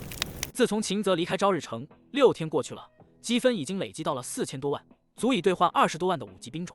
但他并不急于冲锋，而是选择稳步前进，因为他知道，只要慢慢的离开北凉，积分还会继续增加。这一次，不同于以往的逃离，他带着坚定的信念，准备重返京师，将一切不公不义统统铲除。傍晚时分，天色已暗，大军开始安营扎寨。得益于之前的胜利，士兵们的伙食有了明显的提升。篝火旁，秦泽静静的思考，计划着未来的行动。就在这时，一名神色慌张的士兵急匆匆地赶来，报告前方有可疑人物接近。秦泽立即命令将其带来。一个看似普通的中年男子被拖到秦泽面前，他身穿粗布衣裳，显得十分狼狈。男子嘴中被塞了布条，眼神中充满了恐惧和不安。秦泽示意将布条取下，男子急忙报上身份，声称奉盟主之令前来，专程给秦泽送信。这名男子自称孙长贵，是从西京来的，手中的信是赤潮盟盟主现任吏部尚书之子张掖所发。信件藏于孙长贵的鞋底，经过仔细查验，秦泽看到了信中的内容。信中的字句虽然词不达意，但秦泽能感受到张掖的诚意和对当前形势的紧迫感。经过一番考虑，秦泽决定让孙长贵回去，同时心中已有打算。夜深了，士兵们陆续进入梦乡，秦泽却依旧坐在篝火旁，目光深邃，仿佛在远方的黑暗中能看到希望的曙光。在冬日的寒风中，京师清闲殿内，金风鸾的眉头紧锁，他的声音低沉而冷硬，询问关于诛杀黄龙的命令是否已经发往北凉。金建德身姿低垂，声音沉稳的回应，确认消息已被送出。随后，两人又讨论了另一个计划的进展。金建德保证5天内将有结果。金风鸾对此回应淡淡的点头，眼神中闪烁着不容置疑的寒光。此时，远在西京市中心广场上的讨论却是另一番景象。一个高大壮汉的言论引起了周围民众的热烈讨论。他们讨论的是否脱离大钱，成为屠元国的附庸。一方认为脱离大钱能减轻赋税负担，另一方则认为没有大钱的保护会更加危险。在争论中，一位老者怒斥认为脱离是忘本的行为，指出真正受益的只会是世家大族，而普通民众仍旧会受苦。突然消息传来，赤潮盟的人闯入统军府，绑走了阮真富。人群顿时涌向统军府，那里的景象剑拔弩张。阮真富被绑出府邸时，府外的护卫分成2派，气氛极其紧张。此时，一位英气逼人的男子走出，直斥阮真富为叛国贼，并宣布若西京脱离大钱，屠元国定会再次侵占。他的言论激起了周围人民的共鸣。紧接着，男子举刀斩下阮真富的首级，血水飞溅，激发了民众的士气。他振臂高呼，呼吁保卫西京，抵抗屠元国的侵略。这番言论如同点燃了火药桶，激起了民众和士兵的抗争情绪。在他的带领下，西京的民变爆发了。与此同时，屠元国的军队得知西京的动荡，决定趁机镇压，派出了大军向西京进发。另一边，秦泽的积分已达6000万，显示着他在这场动乱中也将扮演着关键角色。2日后，随着夕阳的最后一抹绯红逐渐消散在北凉的边际，一片无名之地迎来了夜的序幕。一匹疲惫的黑马悠悠地步入视野，他的步伐虽重却稳健，背负着一名身形魁梧的大汉，正是远游归来的朱巴。朱巴的目光透过缭乱的尘埃，眺望着这片变迁之地，心中涌动着归家的急切与不安。这位曾是教书先生的大汉，因战乱与生计的压迫，身不由己地投身于江湖之中，成了一名山匪。尽管江湖险恶，但朱巴始终保持着一份对家的执着与思念，这份执着驱使他结束漂泊的生涯，踏上归途。走在久违的故地，朱巴不禁回忆起离别时母亲坚毅的身影和弟弟的稚嫩面庞，这让他的心中充满了复杂的情绪。面对家门即将重逢的喜悦，猪八暗自发誓要弥补这几年对家的亏欠，用自己的双手守护这份来之不易的温暖。然而，归途并非一帆风顺。猪八在寻找家的消息时，偶然间卷入了一场江湖恩怨，一家客栈成了这场风波的舞台。两拨人马因一宗暗杀王爷的阴谋而剑拔弩张，原本平静的夜晚因此变得血雨腥风。客栈内锋利的刀光剑影交织成一幅生死较量的画卷。千机营的刺客和保护王爷的忠诚勇士们在狭小的空间内展开了激烈的战斗，每一次的交锋都充满了死亡的气息。猪八这个意外闯入这场战斗的旁观者，内心的挣扎与选择成为了这场战斗的转折点。在这个关键时刻，猪八选择了站出来，用一罐罐酒坛作为武器，干预了战斗的走向。猪八尽管身高体壮，但他的武艺平平，与千机营的高手们相比，显得力不从心。此刻，他与几位粗布大汉并肩作战，面对敌人凶猛的攻势，战斗迅速展开。猪八凭借着他那股子天生的蛮力，挥舞着重剑与敌人激战。然而，对手的武艺明显更胜一筹。在一次又一次的交锋中，猪八身上渐渐出现了伤口，血液沿着他的胸口流淌，手臂上也留下了一道深深的刀痕。他的两位同伴虽然勇猛，却也只能勉强抵抗。战场上，满地的酒水与血迹交织，空气中弥漫着浓郁的酒香与血腥味。在这种恶劣的条件下，猪八不慎踩滑，重重地摔倒在地。千机营的一名壮硕男子趁机高声讥讽，挥刀直取猪八生命。就在这千钧一发之际，一位粗布大汉以身作盾，勇敢地挡下了这致命一击，鲜血如雨般洒在猪八的脸上，温热而令人心寒。此外，另一位粗布大汉在愤怒与悲痛中展现了惊人的力量，将桌腿踹断后，拿起桌子猛砸向敌人。然而，随着木盒的意外掉落，战场上的情势变得更加混乱不堪。终于，在猪八将要放弃希望之际，他想起了家中温馨的场景，这份回忆赋予了他最后的力量。他点燃了布条，引发了一场猛烈的火灾，火焰迅速蔓延，将所有人都笼罩其中。在这场混战中，猪八几乎耗尽了最后一丝力量，却也让千机营的人陷入了火海之中。随着一声巨响，整个场景陷入了死寂。猪八艰难地从废墟中爬出，每一步都伴随着剧痛与绝望。当他跌跌撞撞地走出门外，准备骑马回家时，他的身体已经不堪重负。就在这时，一位老妇人的出现勾起了猪八对母亲的思念。猪八用尽最后的力气，喊出了“娘啊，我回家了”。这声呼喊如同他一生中最响亮的宣言，也是他生命中的最后一刻。他的母亲孙秀英正是他此生最挂念的人。在这最后一刻，猪八的心中充满了对家的思念与对母亲。这一日发生在这无名之地的惨烈战斗，无人幸存。无人知晓的无名小卒猪八，在错过了立冬团圆日之后的第11天，也就是11月19日的傍晚时分，回到了他阔别已久的家。同样，这一日，秦泽收到了第二封来信。这封信来自于京师，信上同样有一道梅花标识，乃是800里加急送来。此时，距离大军出北凉只剩3天路程，而秦泽的积分也已经来到了7000万。在京师的深宫之中，紧张的气氛如同暴风前的宁静。两条消息的汇合，点燃了一场暗流涌动的风暴。金风鸾接收到了关于北凉和西京的密信，他的面容虽然精致，却难掩复杂的情绪。而金建德面对突然而来的情报，他的心中也是波涛汹涌。密信揭露了一个震惊人心的计划：一支精心策划的暗杀队伍已深入敌后，他们的目标是秦泽，北凉的反叛者。这个计划需要极高的隐秘性和精确度，因为只有将毒涂抹的铁片准确射入秦泽的身体，他才会命丧黄泉。这个暗杀行动如同悬挂在京师上空的利剑，随时可能落下。然而，金建德的内心充满了不安。暗杀队伍已经多日失去联系，这与原计划相违背。他开始怀疑，是否一切都按照计划进行。在北凉那片荒凉的土地上，没有消息传出，也许是最坏的消息。金风鸾的怒斥声如同惊雷在宫殿中响起，打破了沉闷的气氛。他对金建德的怀疑和不安毫不掩饰，他的怒气如同狂风暴雨，无情地扫过殿堂。秦泽的生死对于金风鸾来说是国家安定的关键。他的话语中透露出冷酷和决绝，对秦泽的反叛有着绝不容忍的态度。同时，金风鸾得知西京的动荡不安，心中的烦躁与忧虑更加重重。西京的民变对于京师来说既是机遇也是挑战。对于西京的事态，他决定采取旁观的态度，让那些叛乱分子和外敌相互消耗，从而减轻对中央的威胁。在尚书府内，祠堂的氛围沉重而紧张，张力的眉头紧皱，每一次叹息都如同重锤敲打在心上。他的担忧不仅仅是为了西京的民众，还有他那在前线奋战的儿子。张力作为朝廷的高官，本应坐享尊荣，然而此刻他的心却如同被千万重浪击打，痛苦不已。旁边，张子生静静地坐着，他的双手不停地缝制着衣服，这个动作似乎是他心中唯一的寄托。他的面无表情，但从那细微的动作中可以感受到他内心的紧张和焦虑。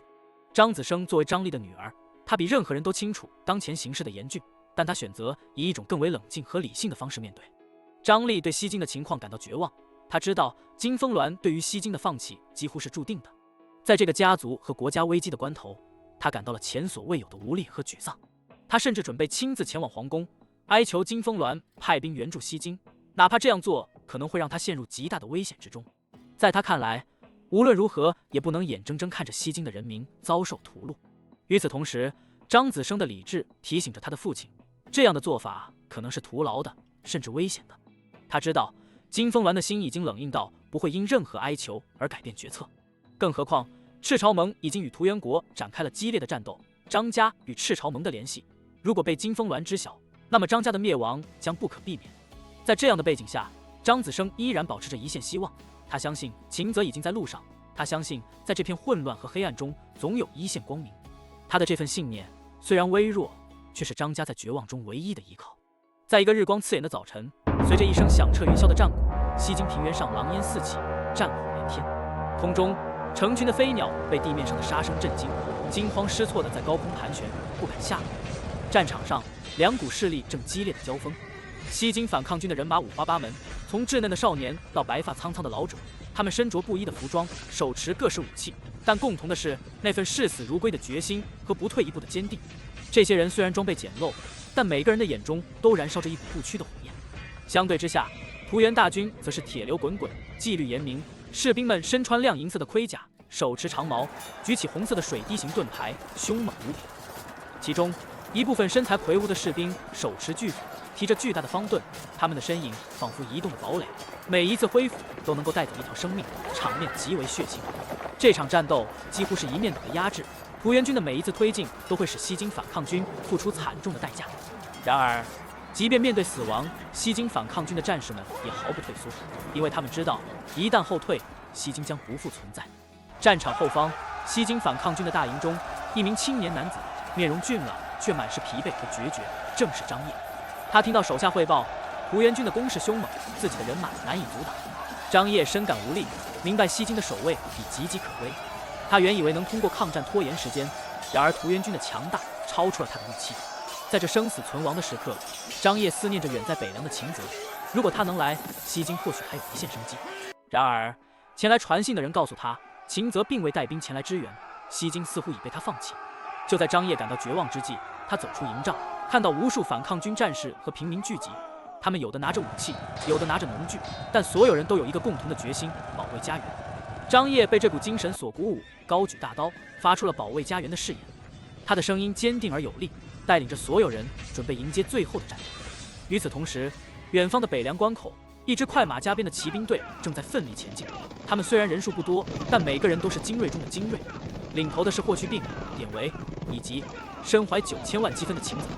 在绯红色的夕阳下，秦泽与他的精英部队穿越空旷的原野，奔驰而来。他们的速度快得惊人，每一匹马和骑士都已经疲惫不堪，须发凌乱，双眼布满血丝。寒冷的东风使得握缰绳的手都冻得发僵，只能依靠坚定的意志力紧握不放。秦泽揭开面罩，深深地吐出一口浊气。自从几天前决定出兵西京迎战屠元大军后，他就没有停下脚步。为了速度，他只能选择轻装上路，带着几名将领独自前往。北凉的大军则交给了岳飞指挥，他们走的是隐秘的小道，尽量避免暴露行踪，这都是按照霍去病的建议行事。在秦泽的带领下，他们昼夜兼程向西京进发。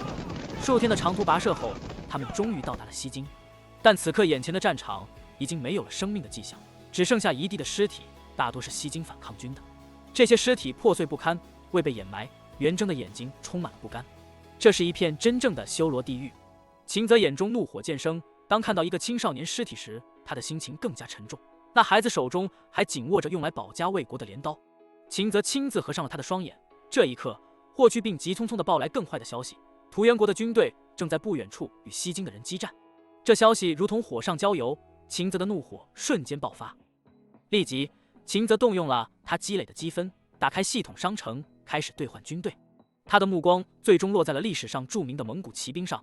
这支由成吉思汗统领的骑兵部队以其凶悍和不可阻挡的战斗力闻名，决心以强硬的姿态迎战图元大军。秦泽兑换了大量蒙古骑兵和蒙古马，这些矮小却极其耐寒的马匹与蒙古骑兵完美搭配，在寒冷的战场上更显得无坚不摧。随后，他又兑换了大量的轻骑兵和重骑兵装备以及弓箭手，每一个步骤都是精心计算后的选择，旨在形成一个不仅能够迅速突破敌阵，还能在恶劣环境中持久作战的强大军队。当这一切完成后，烟尘中30万蒙古骑兵如同死神的使者般出现在战场上，他们的到来让空气都凝固了，那是前所未有的压迫感，是死亡的味道。这些蒙古骑兵们个个身材高大，魁梧健壮，看其体魄与大前人差别很大，此刻骑坐在矮种马上，倒有一种独特的感觉。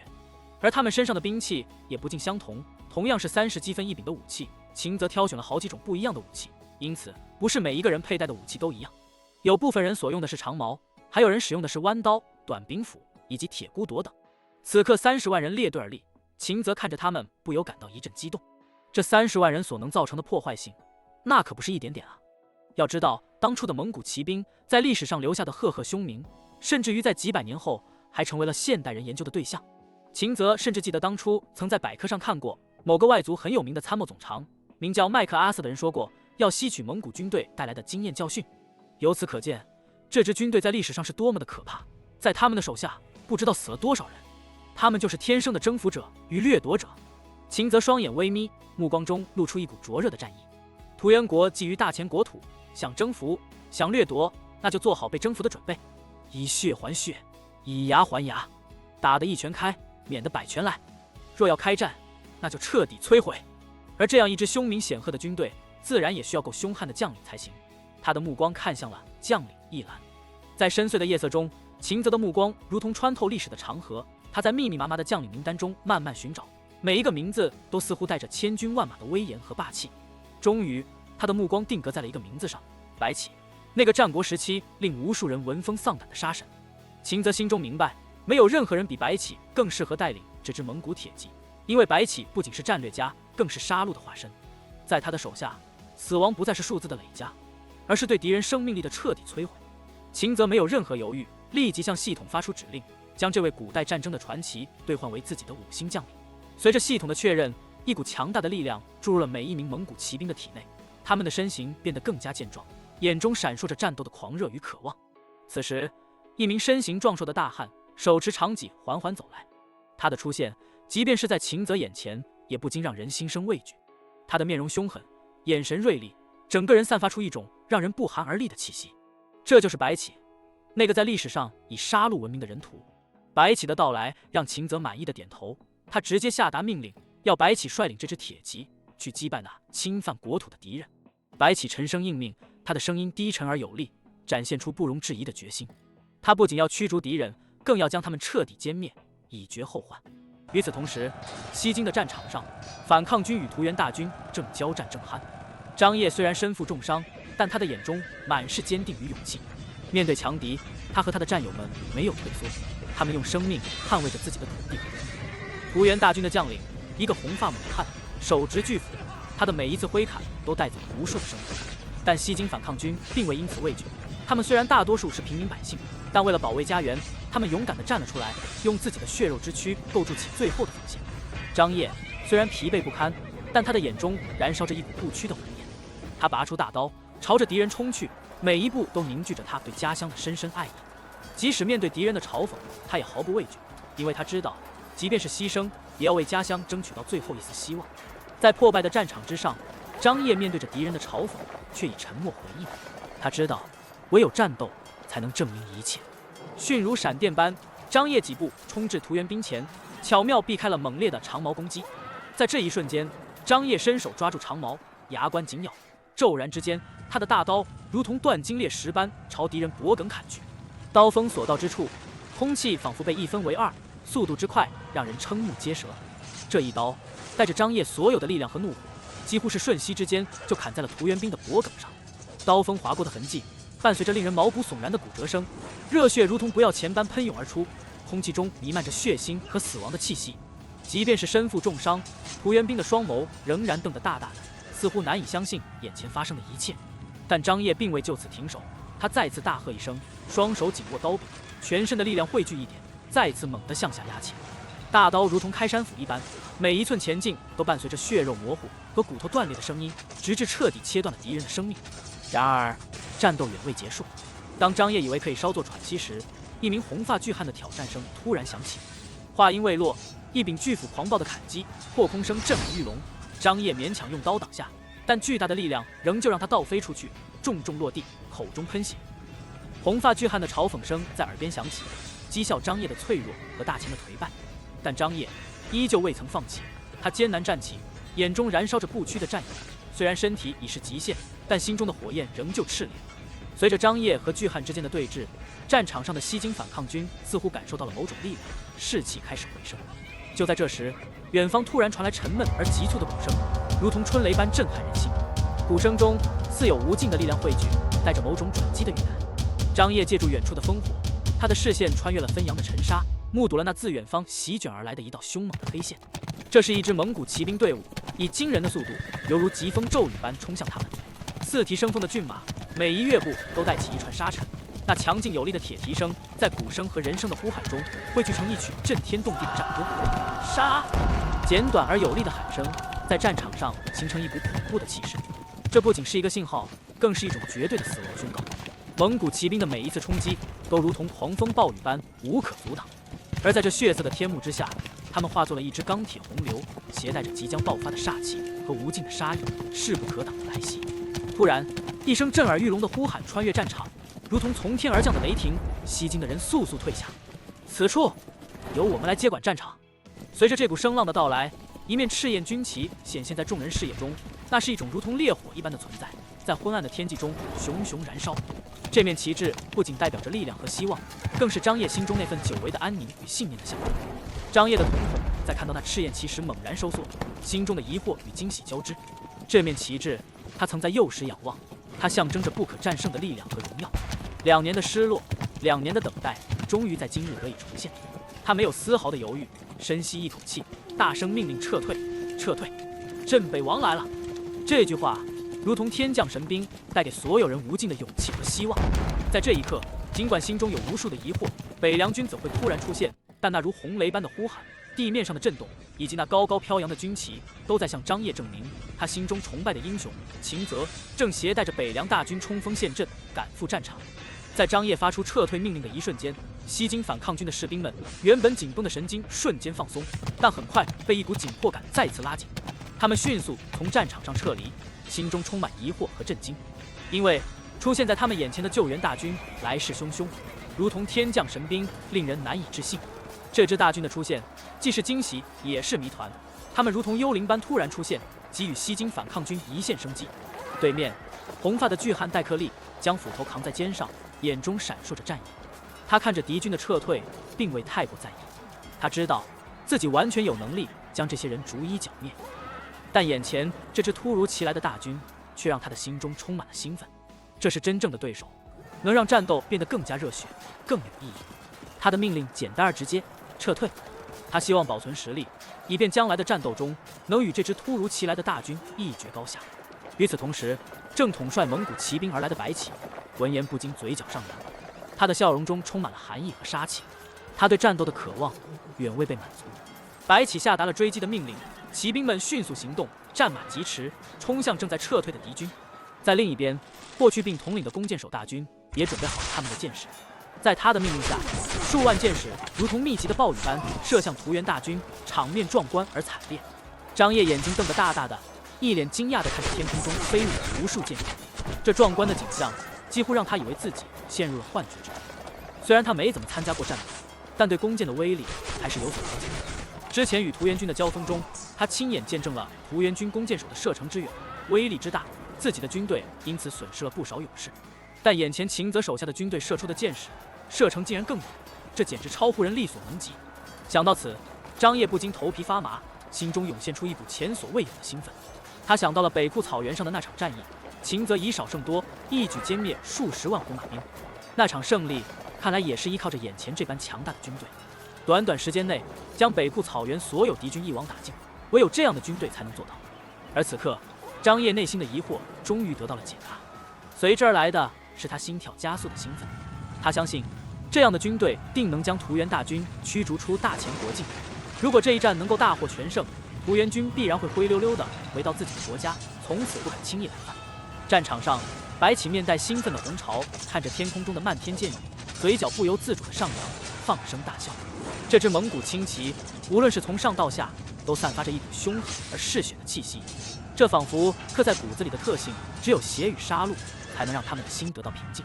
一场彻底的屠戮，是他们心灵解放的唯一途径。